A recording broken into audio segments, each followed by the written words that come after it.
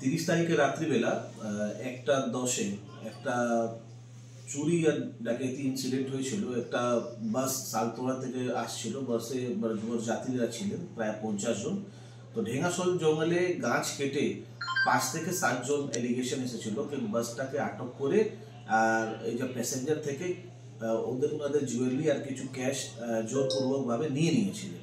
মানে দুটা সোনার গয়না ছিল, একটা নোজ পিন ছিল, ম্যাক্সিমাম কিন্তু ইমিটেশন জুয়েলারি ছিল।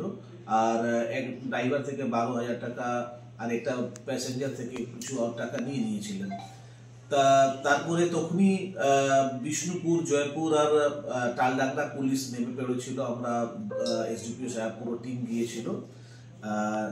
তখনই আমরা কেস করেছিলাম আর আমরা এক সপ্তাহের মধ্যে আমরা কেসটাকে ডিটেক্ট করে ফেলেছিলাম। 3 জনকে আমরা তখন ধরেছিলাম। 3 জনের নাম আমাদের আছে। একজন সাদিক আলী খাঁ ছিল পিচি, যার বাড়ি আমাদের পুনিশোল। তারপরে একটা মজিবুর খাঁ ছিল, আর তারপরে একজন আর ছিল আমাদের শামসুদ্দিন মন্ডল।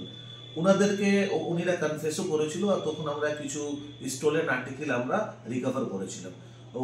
ওনাদের এক্সামিনেশন করে জানা গেছিল যে এই ইনসিডেন্টে যে মাস্টার মাইন্ড 2 জন ছিল, ওদের বাড়ি গোরবেটা, ওদের নাম আছে আইসুল মল্লিক এলায়াস অ্যাডাম আর জহুর মন্ডল এলায়াস জলিল। এরা ইনসিডেন্ট হওয়ার পরে এরা কিন্তু স্টেট থেকে বাইরে পালিয়ে গেছিল, অন্য জায়গায় লুকিয়েছিল। তখন আমরা কিছু টেকনিক্যাল অ্যাসিস্ট্যান্স নিয়ে কিছু ম্যানুয়াল সোর্স লাগিয়ে তখন আমরা এদেরকে লোকেশনকে আইডেন্টিফাই করি। আর তারপর আমাদের বাহাদুর লাইক একটা টিম, ওর সঙ্গে একটা টিম ফর্ম করে আমরা তেলেঙ্গানা পাঠিয়েছিলাম। এরা তেলেঙ্গানা রঙ্গারেড্ডি বলে একটা ডিস্ট্রিক্ট আছে যেখানে নার্সিংহি পিএস, ওইখানে লেবার হিসাবে কাজ করছিল। আমাদের টিম 10 তারিখে, আমাদের টিম 8 তারিখে বেরিয়েছিল। ওইখানে 10 তারিখে ওদেরকে অ্যারেস্ট করলো। অ্যারেস্ট করার পরে ওইখানে লোকাল ম্যাজিস্ট্রেট সামনে ওদেরকে প্রডিউস করা হয়।